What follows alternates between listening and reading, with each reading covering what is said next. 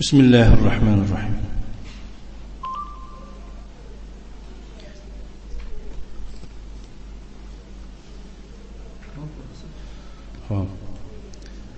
بسم الله الرحمن الرحيم. الحمد لله رب العالمين، والصلاة والسلام على نبينا محمد وعلى آله وأصحابه أجمعين. المنحة الربانية في شرح الأربعين النووية لفضيلة الشيخ دكتور صالح بن فوزان بن عبد الله الفوزان. الحديث الأول: بسم الله الرحمن الرحيم. عن أمير المؤمنين أبي حفص عمر بن الخطاب رضي الله عنه قال: سمعت رسول الله صلى الله عليه وسلم يقول: إنما الأعمال بالنيات وإنما لكل امرئ ما نوى، فمن كانت هجرته إلى الله ورسوله فهجرته إلى الله ورسوله، ومن كانت هجرته لدنيا يصيبها أو امرأة ينكحها فهجرته إلى ما هاجر إليه. رواه إمام المحدثين أبو عبد الله محمد بن إسماعيل بن إبراهيم بن المغيرة بن بردزبة البخاري، وأبو الحسين مسلم بن الحجاج بن مسلم القشيري النيسابوري في صحيحيهما اللذين هما أصح الكتب المصنفة. أخرجه البخاري ومسلم. في كلام؟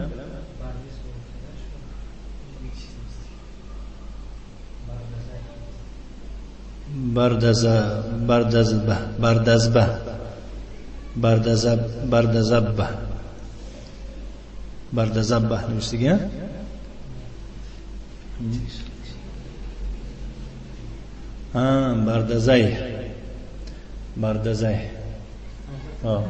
بردزه یعنی امی خیلم اومدگی هست.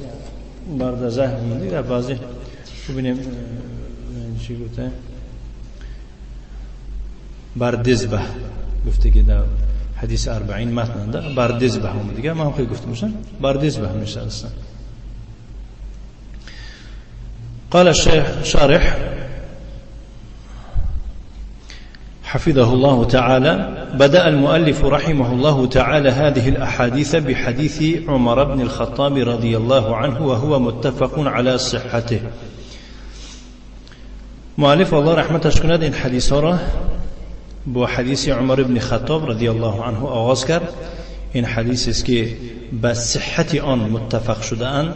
علمای حدیث رواه الامام البخاری فی صحیح، امام بخاری در صحیح خود این حدیث را ذکر کرد، روایت کرد. و رواه الامام مسلم فی صحیح، امام مسلم در صحیح خود. فهو متفق علیه. بنابراین حدیث چی است؟ حدیثی متفق علیه است. والمتفق علیه بین الامامین البخاری و مسلم هو اصح الاحادیث فی سنة رسول الله صلی الله علیه و سلم. و متفق علیه میان دو امام بخاری و امام مسلم، این از همه صحیح ترین احادیث است در سنت رسول الله صلی الله علیه و سلم. و صدر المؤلف رحمه الله تعالی مؤلفه بهذا الحديث للتذكير بالنیه. مؤلف الله رحمتش کند کتاب خود را به این، یعنی از مؤلف کی گفته شده است؟ امام نووی گفته شده است. امام نووی کتاب خود را مؤلف کتاب میگویند. کتاب خود را با این حدیث آغاز کرد. برای چی؟ برای خاطر رسون کردن با نیت، یعنی برای با اهمیت بودن نیت. و ان المؤلف و غیره من كل من يقوم بعمل صالح يجب ان يكون صادرا عن نیت خالصة لله عز وجل. یعنی به این حدیث همچنین خودش هم اظهار کرده است که من نیت کرده، نیتی خود را اظهار کرده است که نیتش خالص است ان شاء الله. و مؤلف و غیر مؤلف از دیگر هر کسانی که یک عملی صالح انجام میدهد واجب است باید که همون عملی صالحش از نیت صادر شده باشد. اون نیت باید که خالص برای الله عز و جل باشد. کسی یک عملی صالح میکند باید که به نیتی خوب باشد، تازه باشد. كما أن البخاري الإمام البخاري رحمه الله تعالى صدر صحيحه بهذا الحديث تذكيرا بالنية. شخصی که امام بخاری هم الله رحمتش کند به همین صحیح خود را چیکار کرد؟ آغاز کرد، سر کرد برای خاطر رسون کردن به نیت. و ان المؤلف و غیره یجب ان یتذکر هذا الحديث عند كل عمل يعمله فيخلصه لله عز وجل. و مؤلف و غیر مؤلف کسی که نباشد واجب است چیکار کند؟ باید آورد این حدیث را در هنگامی هر عملی که او را انجام میدهد و باید که اون عملش را که وی میخواهد انجام بدهد خالص گرداند برای الله عز و جل، لئلا یکون عمله تعبا بلا فائده، تا اینکه عمل او یک چی نشود، یک مشقتی، یک عذاب نشود که یگون فایده ندارد. انظر فتح الباری، در فتح الباری هم همین سخن. وهذا الحديث من الاحاديث الجوامع، این حدیث از حدیث های چیست؟ حدیث های جوامع. جوامع چیست؟ ما قلت الفاظه و کثرت معانیه. جوامع گفته آن چیز را میگن که لفظش کم است ولی معناش چیه؟ بسیار است. والنبي صلى الله عليه وعلى آله وسلم قد أوتي جوامع الكلم وفصل الخطاب. بجناب پیغمبر علیه الصلاة والسلام واقعا داده شده است جوامع الکلم و فصل الخطاب. جوامع الکلم یعنی چنان سخنهای به جناب پیغمبر ما علیه الصلاة والسلام داده شده است که گرچه که لفظهای اون جنابشون کوتاه باشد هم که معنی های او خیلی بسیار می باشند. و فصل الخطاب یعنی یگان سخنی پیغمبر علیه الصلاة والسلام یگان خطاب او پوشیده نیست، کشاد روشن و تفصیل. و کان یتکلم بکلمات یسیرة تجمع علوما غریزة و خیرات کثیره. جناب پیغمبر علیه الصلاة والسلام سخنهای اندکی را حرف می زده بود، سخنهای اندکی را حرف می زده بود. تجمع وی سخنهای اندک نظر به کوتاه بودنشون نکرده علومی فراوان را و خیراتی بسیاری را تجمع و فرا می گرفت، در بر می گرفت. و هذا الحديث قال عنه اهل العلم، و این حدیث را که ما خواندیم اهل علم نسبت آن چنین گفتند، یعنی اگر خواهی با کشاد و روشن فهمیدن انظر التمهید لابن عبد البر و شرح النووي على صحيح مسلم و جامع علوم والحكم و سبل السلام و عمدة القاري و كشف الخفاء والاشباه والنظائر و نيل الاوطار. انه احد الاحاديث الاربعه التي يدور عليها الاسلام. اهل علم درباره حدیث انما الاعمال چنین گفتند که این حدیث یکی از حدیث های چهارگانه است که در اطراف اینها اسلام دور میزند. در اطراف اینها اسلام دور میزند. یعنی یک چیزی که کاری او دور زدن است، برای مثال میگم یک کاری که کاری وی، یک چیزی که بگیم کاری وی دور زدن است، در اساسی یگون چیز دور میزند. همیشه دید اسلام مادامی که در اساس در اطراف این چهار حدیث در زند، به این حدیث اسلام نمیشه گفتگی کرد. هم خلاص یک چرخ در اساس چی میگردد؟ اوس. هم خلاص چرخ در اساس یک چیزی چرخ میزنه، هوا در اساس چیه؟ در اساس یک اوس. همون اوسی گوییم اسلام، محوری اسلام گوییم چی میباشد؟ همین چهار حدیث میباشد که به این چهار حدیث اسلام نمیشد گفته شده است. علما چنین معرفی کردن. چهار حدیث میباشند التي يدور عليها الاسلام، و هي اولا هذا الحديث، یکم همین حدیث انما الاعمال بالنیات، همانا تمام اعمالها با نیت وابسته. من حدیث مضمونش معناش نگفتم، خیلی یعنی که شرح میخونیم معلوم میشه. ثانيا حديث ان الحلال بين وان الحرام بين. دوم حدیث آن است که به درستی حلال بیان کرده شده است و به درستی حرام نیز بیان کرده شده است. این حدیث اخرجه البخاری و مسلم من حدیث النعمان بن بشیر رضی الله عنه. ثالثا حديث ازهد فيما في ايدي الناس يحبك الناس.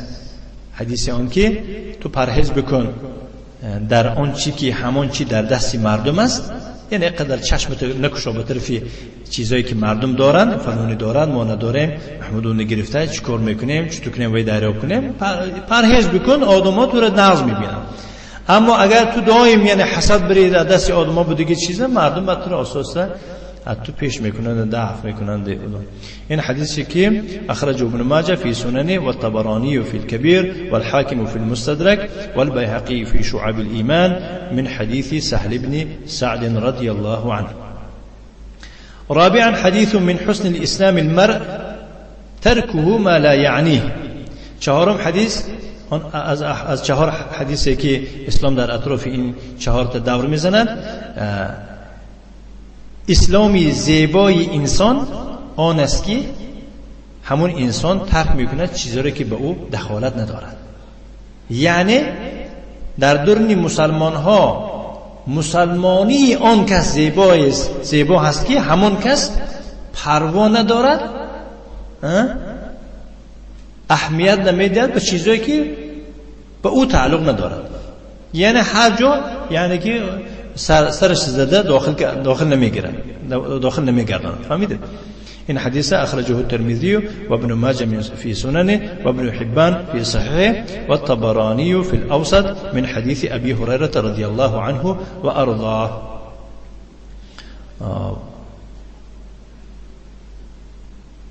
بکن پیش از اینکه این نظم خوانم حدیث ابو معناشو گفته گذاریم چی از امیر المؤمنین ابی حفص عمر ابن الخطاب رضی الله عنه روایت میکنن که فرمود من از رسول الله صلی الله علیه و سلم شنیدنی دارم که میفرماید انما الاعمال بالنیات، همانا یعنی جز این نیست که عملها با نیت وابسته اند و جز این نیست که برای هر یک انسان آن است که نیت کرده باشد. بس کسی هجرتی او به سوی الله باشد و در نیت و به سوی پیغمبری او باشد، بس در ثواب هم به سوی الله و به سوی رسول او نوشته می شود. یعنی در نیت این خیل باشد در ثواب همین خیل می گیرد.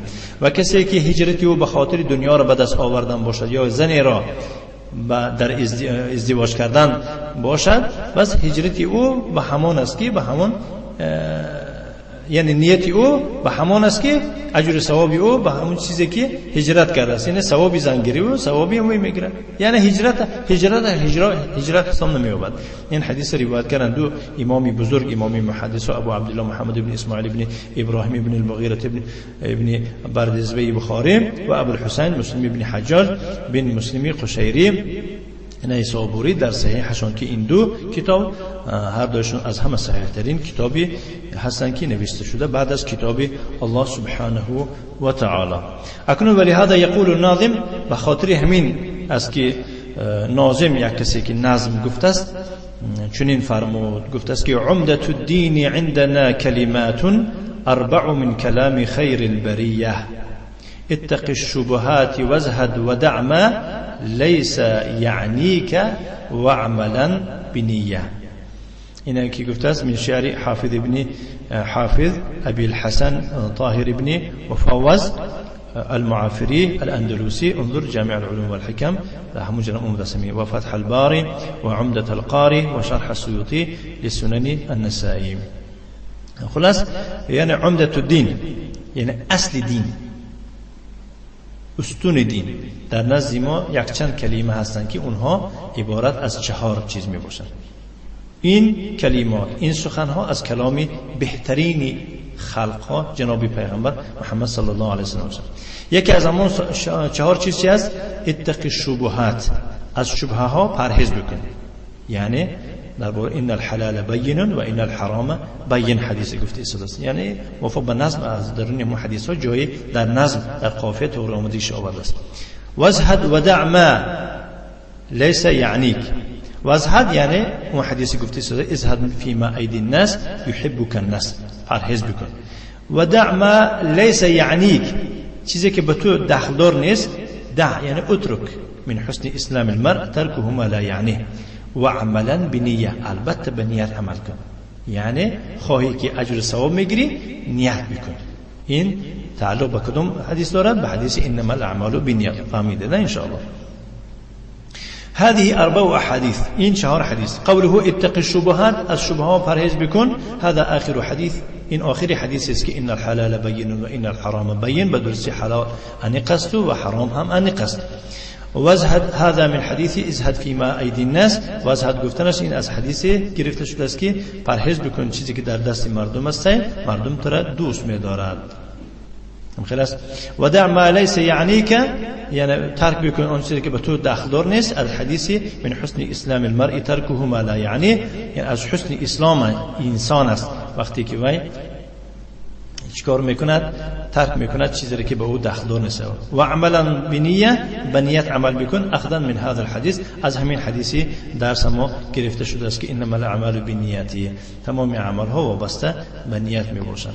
قوله صلی الله علیه و سلم انما الاعمال بالنیات، جناب پیغمبر علیه الصلاه و السلام سخنشون که فرموده انما الاعمال بالنیات، جز این نیست که عمل ها با نیت وابسته اند. انما اداه حصر، این ادات چی میباشد؟ حصر میباشد. ادات چی؟ حصر میباشد.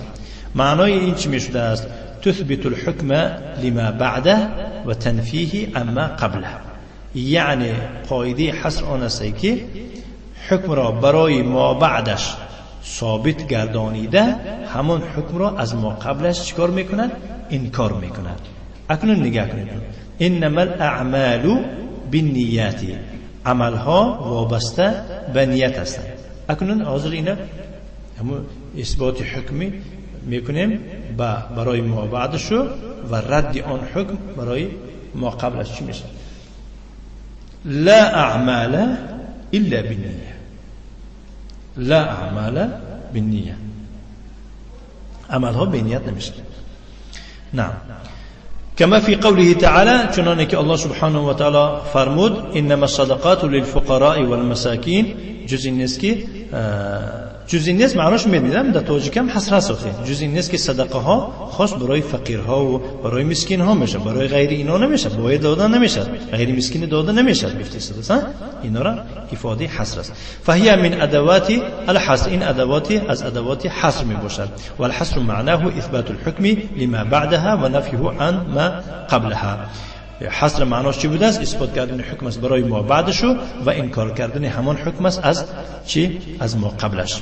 و قوله انما الاعمال، گفتنی آن ای اعتبار الاعمال عند الله عز وجل بالنیات ای بمقاصد اصحابها. یعنی اعتبار اعمال در پیشگاه الله، یعنی عملها اون وقت در پیش الله قدردار و اعتبار و ها میشوند به نیت ها، یعنی به مقصد خودی اصحابی هم عمل. و نیت جمع نیت و هي القصد في القلب. نیت این جمع نیت یعنی جمع نیت بوده و معنی چی؟ قصد است، یک اراده است در قلب. فلیست العبرة بصورة العمل، در صورت عمل عبرت نیست. یک کس زیبا خوانده است نمازه یعنی اعتبار نیست.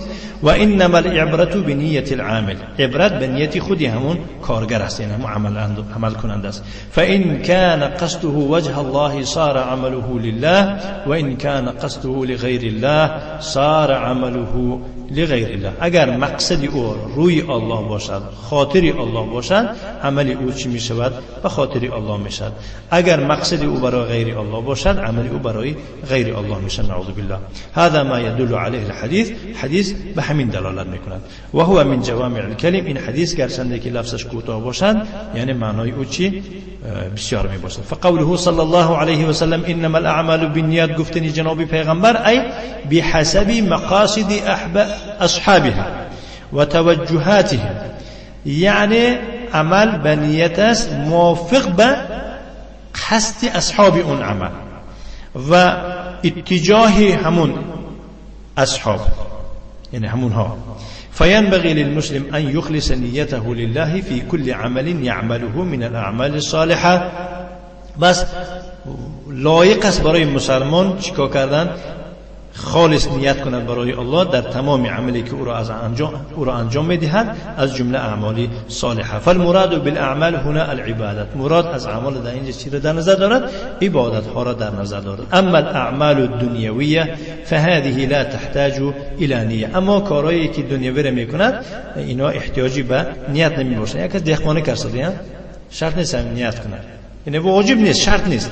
مثل ان یاکل او یشرب او یلبس ثيابه او یرکب سیارته، به مثال که یک کس میخورد و مینوشد و جامه میپوشد و یا که به نقلیاتش سوار میشود، هذه لا تحتاج الى نیه، اینا محتاج نیت نیستند، اینا چیان؟ عادات میباشند. و انما المقصود بالاعمال اعمال الطاعات، مقصد از اعمالی که در حدیث ذکر شده است که از ما طلب کرده است عملی شما عمل نیست بدون این، گفته است بدون نیت چی؟ و اعمال طاعت رو میگن. طاعت چی است؟ خیلی که شیخ صالح الفوزان در کتابشون چی گفتن که یعنی امتثال الاوامر و اجتناب النواهی، امر کرده های الله رو به جا آوردن، از من کرده هاش اجتناب و دور شدن. فهي التي لا بد ان تؤسس على نیه. اونها را یعنی همون طاعت را باید که در اساس نیت بنا کرده شود. یعنی اساس اونها را باید که به چی بنا کرده شود؟ به نیت بنا کرده شود. ثم قال صلی الله علیه و علی آله و سلم و انما لكل امرئ ما نوى. در دوام جناب پیغمبر علیه الصلاه و السلام فرمود که و برای انسان همان است که نیت، غیر آن نیتش نیست. هل هذه الجمله مؤكده؟ اکنون سوال به میاد، آیا این جمله تأکیدی است للجمله التي قبلها، برای جمله پیشانگیش، او هي مستقله، یا این جمله مستقل است یعنی علاهده گپ نه موضوع نه؟ فيها قولان. در این مسئله علما دو قول گفتن. انظر فتح الباری کسی دارد نگاه. القول الأول من العلماء من يقول إنها مؤكدة للجملة التي قبلها. قول یکم، بعض علما گفتن که به درستی این تأکید کننده است برای جمله، یعنی تأکید است برای جمله‌ای که قبل از این آمد و مقررة لما تدل علیه، یعنی تقریر میکنه چیزی که دلالت میکنه. یعنی انما الاعمال بالنیات با هوای تقریر میکنه، تأکید میکنه بنابراین یگون کس هیچ چیز نمیگیرد مگر همونی که عمل کرده باشد. گفته این تأکید کرده است. این یک قول است. القول الثاني انها مؤسسه وليست مؤكده. گفتن نه، این اساس است وليست مؤكد، این تأکید نیست. و هذا ارجح، این قول دوم چه راجح است. چرا؟ لان حمل الكلام على التأسيس اولى من حمله على التأكيد. زیرا یک کلام را اساس تشکیل کردن، اساس قرار دادن، این خوبتره از چی؟ از تأکید کردن. فهمیدید؟ نگاه کنید. یک کلام، جمله ها از جهتی مثال گیریم اولوگی، جمله دو خیل میشه، جمله تأکید میشه یا که اساس میشه. یک جمله را تا اساس یعنی تا و چی تأکید گفته تکرار کردن، از وی دیده با اساس ذکر کردن، این چه اولاتر خوبتر میباشد. این دویم جمله یعنی که برای اون عمل ها اساس گفته بیان کرده شده است. همین اساس. فیکون قوله، بعد سخنی پیغمبر علیه الصلاه و السلام چی میشده است؟ معناش این خیلی میشده است که انما الاعمال بالنیات یراد به ان اعتبار العمل بنیت العامل، یعنی اعتبار عمل به نیت خود عامل است، صحتا و فسادا، درست بودن یا ویرون بودن. یعنی اگر نیتش درست باشد عملش درست است و ویرون باشد نیتش ویرون میشه. مثلا یک کس علم آموزی میگه نقص مقصدش چیه؟ رفتن اغوا انداختن، این چسکی به اون چسکی جنگ انداختن، چخیل دمی جدید سادیم احال بود خودش مفتی قرار دادن. یکم مسئله را اشما نمیپرسن، در یک عالم در یک یعنی مدرس میخواند الکه در همین جا فسادی نیت بیند که میگوید که من گردم رو مگه ای فلانی ها هیچ چیز نمیپرسن. سوال فلانی ها در پیش کی علم گرفتن؟ در پیش شیخ ما. شیخ شما هم خیلی فرقه درس میتید. این مصیبت کلان است. این بی عقلی بی فراستی این دلالت به کینت بد میکنه. فهمیدید؟ این که آدم‌ها یا رو ندارن، این که آدم‌ها تماما رو ندارن. اعوذ بالله. فإن كانت نيته لله عز وجل، اگر نیتی و برای خاطر الله عز وجل باشد فعمله صحیح. اما انما الاعمال بالنیات همین معنا داده است، عملش درسته. و ان كانت نیته لغیر الله، اگر نیت برای غیر الله باشه چی میشه؟ فعمله باطل. فسادن گفته که معنا عملش باطل میشه. فهذا من ناحیه الصحه والفساد، این از جهتی چی؟ درست و نادرست بودن. انما الاعمال بالنیات از جهتی درست و نادرست بودن. اکنون اساس درباره اساس گام میره. و اما قوله صلی الله علیه و سلم و انما لكل امرئ ما نوى، هذا من ناحیه الثواب. این از جهت چی؟ ثواب. یعنی که مثلا کم تر اگر اهمیت ندید دیگه خاطرتون میبره گوش کنید. این پاری اولی حدیث درباره درست بودن و درست نبودن عمل. همون عمل عملی من بگیم درسته یا درست نیست. او پاری دوم و انما لکل امرئ ما نوی درباره چی اکن فهمیدم که درست بوده. خب درست باشه چی؟ ثواب. درباره ثواب گم نداشته. اساس چیه؟ اساس ثواب. عمل میکنی که ثواب گیری. همه خیلی است. برای همون گفتن این تأکید نیست، این اساس است. عباره دوم اساس. این اساس گفتن خوب نه، چون که ما فهمیدیم چیکار کنیم عمل درست میشه، چیکار کنیم عمل درست نمیشه. دوباره این گپ تکرار کردن یک خوبی نداره. با یک گپی نو زدن. گپی نو چی میشه؟ ثواب کن. فهمیدیم. برای من گفتم که دربارش التأسیس اولا من حمله على التأکید. هذا من ناحیه الثواب. این دوم عباره در از جهت ثواب گپ میزنه. ای انه لا يثاب عند الله الا اذا كانت نیته لله.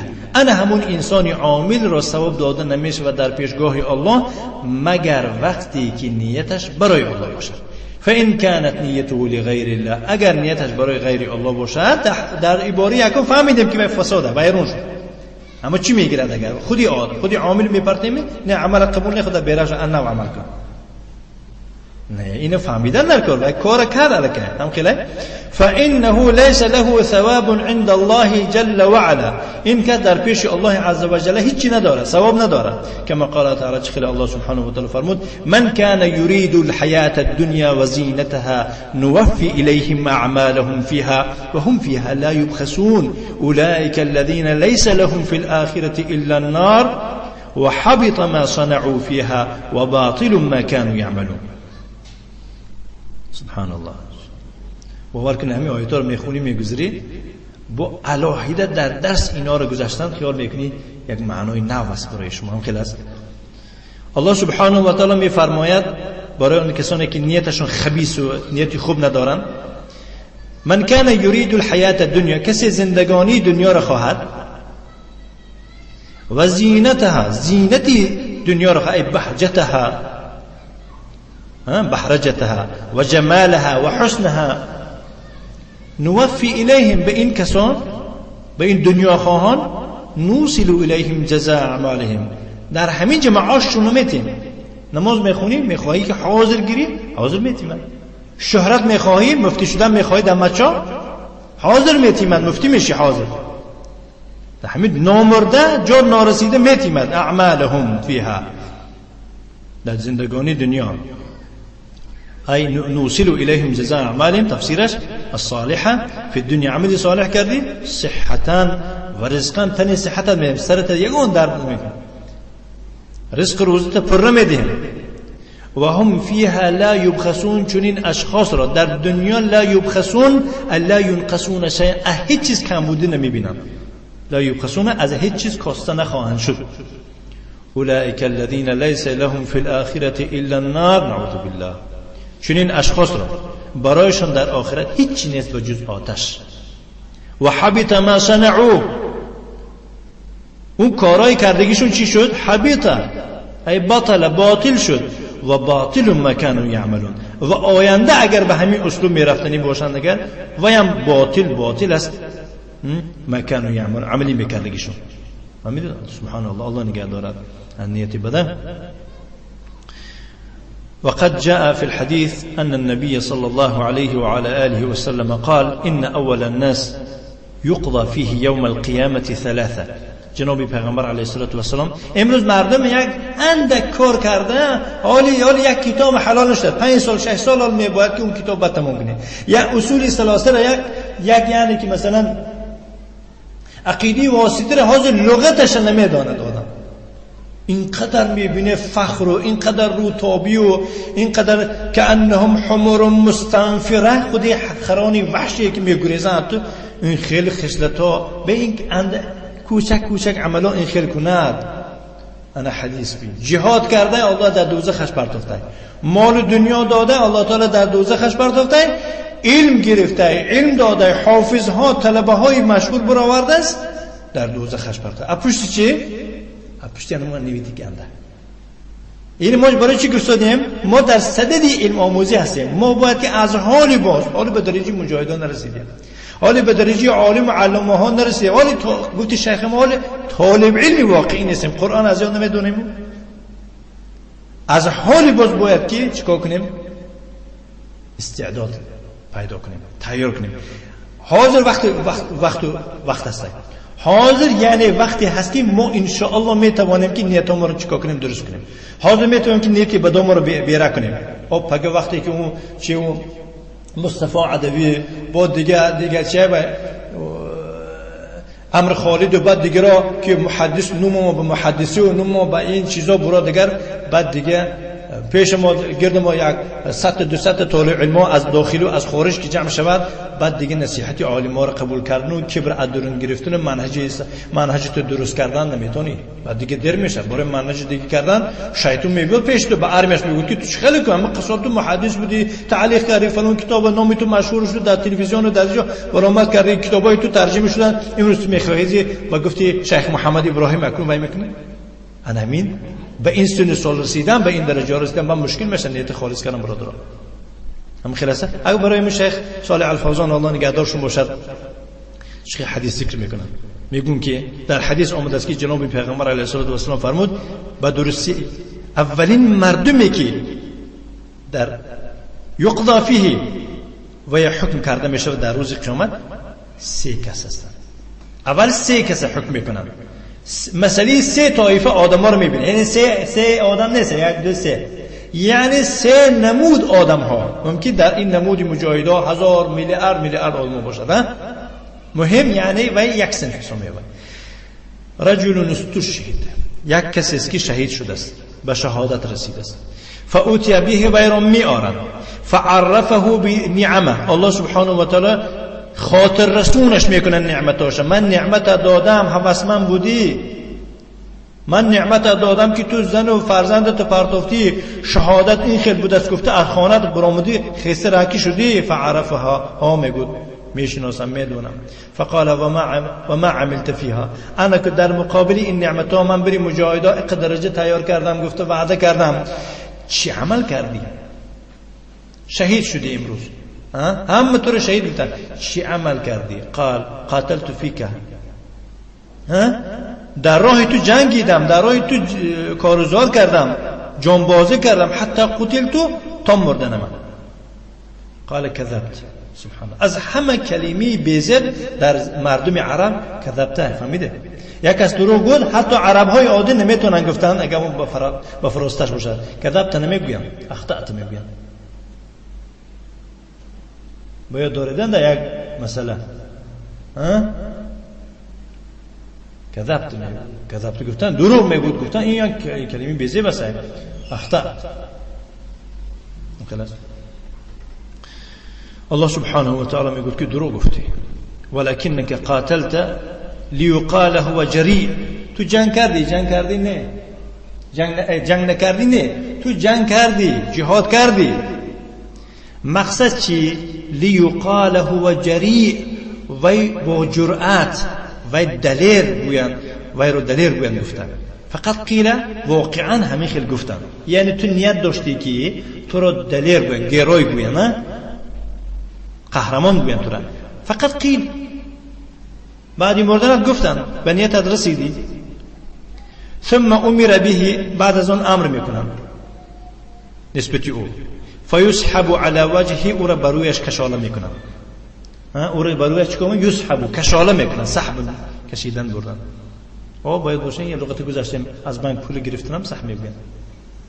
با کی گذاشتیم درس؟ بله. حتی القی فی النار، بروش کشاله کرده برده، او را در دوزخ میپرتوین. لماذا؟ برای چی شیخ میفرماید؟ القی فی النار، در دوزخش پرتافتن، مع انه قتل فی المعرکه، با وجودی آنکه او در معرکه کشته شد. و صورته انه یجاهد فی سبیل الله، صورتا بینید جهاد که میکنه در راه الله سبحانه و تعالی. جوابش چنین است که لان نیته لیست لله، نیت این شخص برای الله نبود. و انما نیته ان یمدح، نیتش این کی بود و باید تعریفش بکنن. بالجراءة و الشجاعة، جرأت دار، دلیر، قهرمان گوره. و قد قیل هذا في الدنيا، همین گپا رو گفتن در حقش در دنیا. و حصل ما قصد من مدح الناس له، روی داد به دست آورد اون مقصدی که داشته بود، اون نیتی داشته بود. مراد از اون نیتش چی بود؟ مدح الناس له، آدم رو تعریف بکنن. فلیس له فی الاخرة عند الله شیء، چون این کس در آخرت در پیش الله هیچی ندارد. والله لا یظلم الناس شیئا، الله ذره یگون مردم ظلم نمی کنه. کی میتونه گفتن که الله تعالی وی ظلم کرد، این جهاد کرد، این کرد؟ دیده ظاهرا ظاهر بینا میگن که الله ظلم کرد، و هم خلاص ظاهر بینا و جهاد کرد، و ما شستیم و ما راحتا و جهاد کرد. نیتش تو نمیدونی که. و الثاني، دویم طایفه انسان، و رجل تعلم العلم، یک انسان است که علم آموخته و علم، علم آموخته. حالا منش ما چی گرفتیم؟ سبحان الله، علم آموخته گفته شده است. و علمه، او علم آموخته که به دیگران تعلیم داد. آدم اصلا که ناق گفتن نمیتونه، دهان نمیتونه شدن. و قرأ القرآن، قرآن خوانده است. فأوتي به ليعرفه، و میارن برای او را شناس کردن، به کله، یعنی به عهدهش گراندن نعمه، نعمتاش. فعرفها، همش به کله میگیره، همش به یاد میارد. فقال، مادامی که همش این نعمتها را دونسته باشی، ما عملت فیها، در مقابل این نعمتها، در برابر این نعمتها چیکار کردی؟ قال تعلمت فیک العلم، برای خاطری تو شده علم آموختم. الله اکبر، بری خاطری تو، واقعا ظاهرا اما اون دیگه بری خاطری الله اون دیگه خلاص.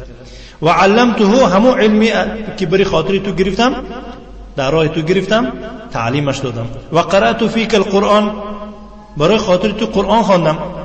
فقال كذبت، الله میگوتش که دروغ گفتی، الله حق دارد گفتم خلاص، الله دانش کن. ولكنك تعلمت، تو تعلیم گرفتی، تعلیم نگرفتی، نه تعلیم گرفتی. لیقال هو عالم، تو را عالم گویم گفتن، تو را مفتی گویم. فقط قیل، واقعا عالمت گفتن، مفتید گفتن، علامت گفتن، پروفسورت گفتن. و قرأت القرآن، قرآن خواندی. لیقال هو قارئ، قارئ گویم گفتن. فقط قیل قارئ هم گفتن. ثم امر به فيسحب على وجهه حتى القي في النار، بعد از آن او را امر میکنن و گرفته بر رویش کشالش میکنن. حتی القی فی النار، تا اون اندازه که او را برده در دوزخ میپرتاین. و هذا مما یوجب لطالب العلم ان یخلص نیته لله عز وجل، این موجب آن است که این سخن ذکر کردن ما، خاطر رسون کردن است که واجبه برای طالب علم که باید نیتش خالص بکنن برای الله عز وجل. فی طلب العلم، در طلب علم. فلا یکون قصده الترفع، مقصد او بلند شدن نباشد. او الوظیفه الدنیویه، یکون وظیفه دنیوی به دست آوردن نباشد. و تحصیل الحطام بعلمه و تعلیمه نباشد، به دست آوردن یک چیزی ناچیزی دنیا نباشد به علمش و به تعلیم دادنش. و انما یکون قصده لله عز وجل، باید مقصد او تنها به خاطر چی باشد؟ الله عز وجل باشد. چرا؟ لأن تعلم العلم و تعلیمه من اجل الاعمال الصالحه، زیرا برادران علم آموختن و علم تعلیم دادن از همه بزرگترین اعمال صالح است. مردم خیالشون هم برند همین صحبت شیخ شستن، تمام به همین ما عالم هستیم، خانم میرند و کبده میخورن شست. نه، این کفایت نمیکنه. تو طالب علمی 24 ساعتت مجبور کن که در طالب علمی گذرن. چقدر عباره های هستن که و تو به اون ثبت کردن و به اون یعنی امپیترین ده مثلا ثبت کردن که تو عالم نمیشی. با طالب علم باید که بین یکدیگه یعنی که همنشینی و همدرسی درس خوانی کردنشون در کار است. فقط من شما میگردن به کشوری خود با گپ زدن در کار است. امیده شیخ ربیع المدخلی آخرون و ایشون خواندم نصیحتشو میگن که من دیان ندارم که تزکیه دادم، یعنی کی آدمی حلال کی آدمی منهجش درسته گفتن ندارم. خاطر من سن سالم رفته است، یعنی من به خاطر ندارم. امروز هم علوم ربیع المدخلی دعوا میکنه که شیخ ربیع المدخلی من گفتگان که تو آدم نازی بچی نازی تو اخیرا یا کی مثلا گره فلونه. نه، هر یک کس امروز به امیدی تزکیه نشود. چقدر آدما هستن که خودشون یعنی که ماربازی کرده، تزکیه ها از علما گرفتن، بعد سری علماها چیکار کردن؟ از منهج بیرون کار کردن. خیلی شیخ محمد ابراهیم گفتن الله نگهدارشون داره. چقدر آدما چیکار کردن؟ بعد سری استاد او مقابلی همون استاد کار کردن. هم خیلی سعی. بعد چی گفتن؟ هر یک کس عملش اکنون تزکیه است گفتن. هر یک انسان همون عملش برای او تزکیه است ان شاء الله. امروز ان شاء الله من و شما اگر خالص برای الله عمل کنیم و این جاده یعنی که منهجی گویم انبیا اگر کار بریم ان شاء الله، منهج سلف صالح به حکمت و موعظه خوب اگر پیش بریم ان شاء الله، همین برای من و شما چی میشه؟ تزکیه میشه. فلا يصرفه ويريد به الدنيا.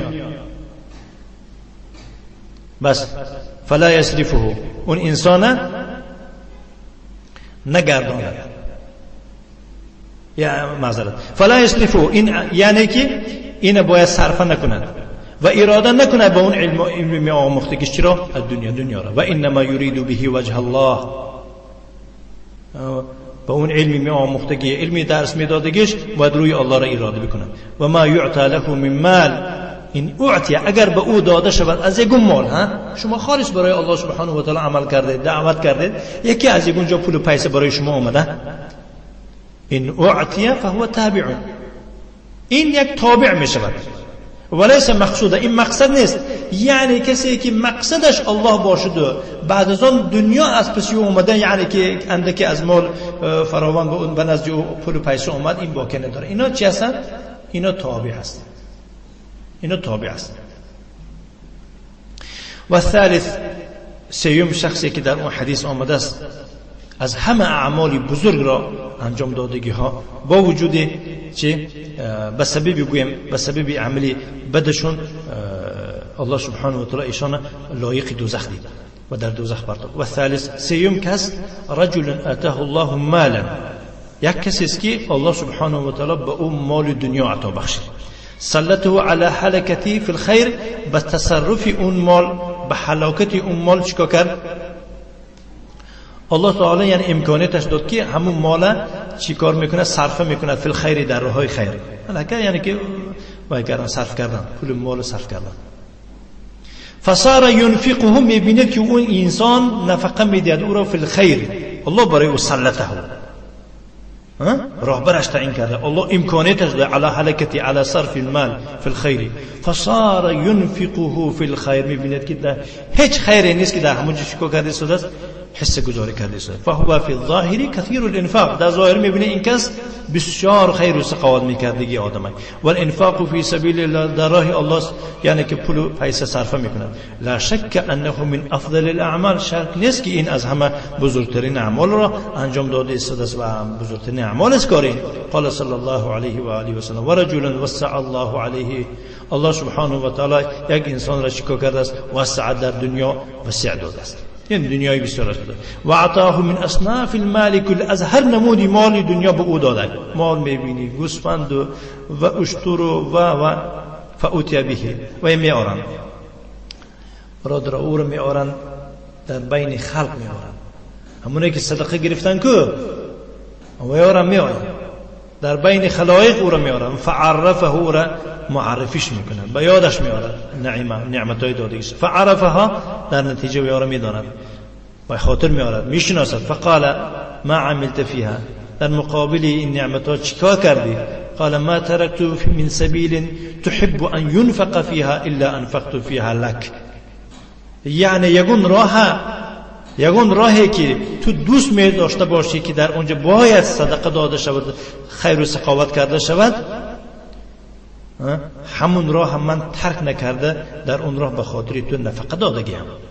قال الله سبحانه و تعالی میفرماد کذبت، دروغ گفتی، ولكنك فعلت ذلك ليقال هو جواد، نکردی، نه تو آنها را کردی ولی به خاطر اینکه چی گفته شود که فلانی سخی است، فقط قیل واقعا سخی گفتن، سخاوتمند گفتن ثم امر به فيسحب على وجهه حتى القي في النار. بعد از آن الله سبحانه و تعالی امر میدهد نسبت او و را کشاله میکنن برویش حتی در آتش دوزخ پرتافته میشود. اخرجه الترمذی و احمد في المسند واللفظ له، لفظ عن امام احمد است و الطبري في تفسيره وابن خزيمة في صحيح وابن حبان في صحيحه والحاكم في المستدرك من حديث أبي هريرة رضي الله عنه.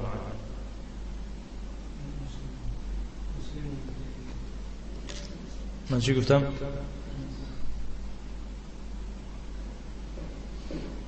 أخرجه الترمذي وأحمد في المستدرك.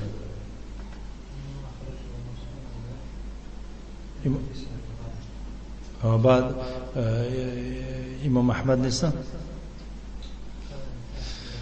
میبینیم شما میبینیمش درس آینده بعد میبینیمش. فإن كانت هذه الأعمال الجليلة تذهب هدرا وتضيع على صاحبها يوم القيامة نظرا لنيات أصحابها وسوء قصدهم فغيرها من الأعمال من باب أولى.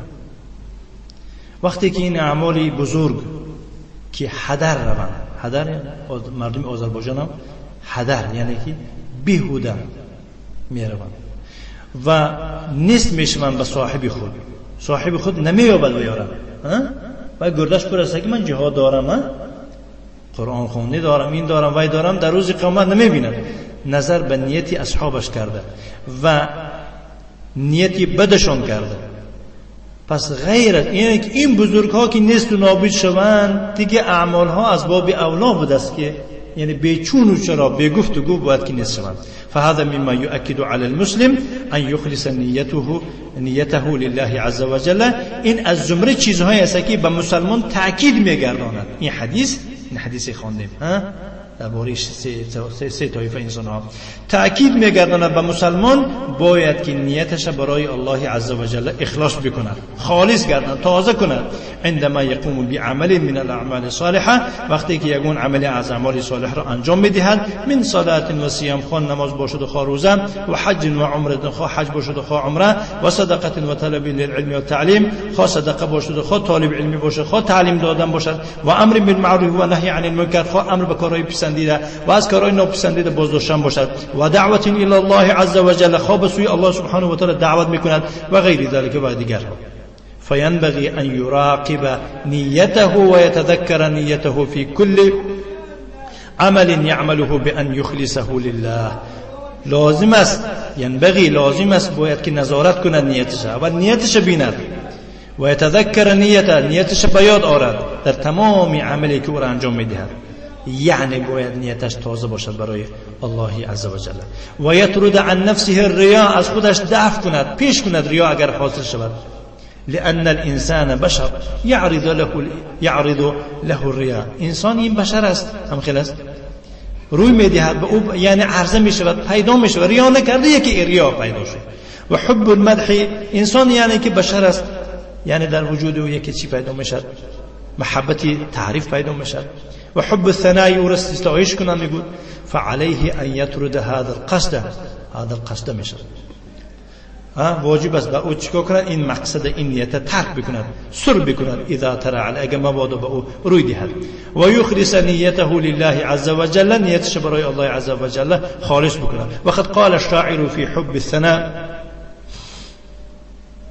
شاعر درباره محبت ستایش و مدح چنین فرمود، گفت که یحوى الثناء مبرز و مقصر، حب الثناء طبيعة الانسان.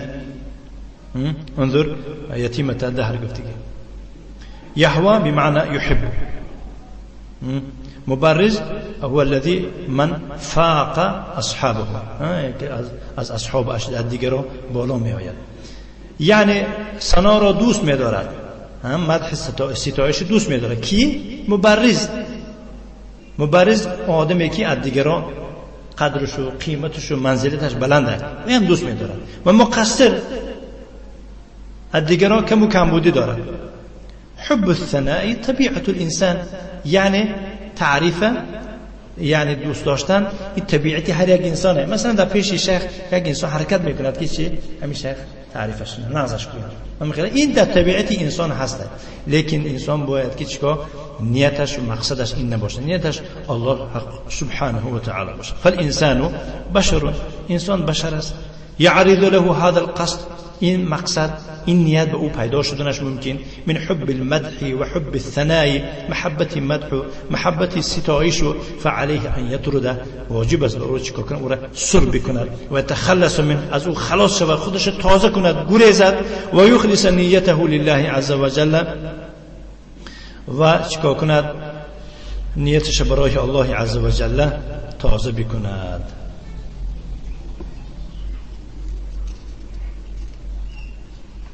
بعد انشاءالله دوامش در مجلسی آینده گفته میگذاریم. و صلی الله و سلم علی نبینا محمد و علی آله و اصحابه و سلم تسلیما مزیدا.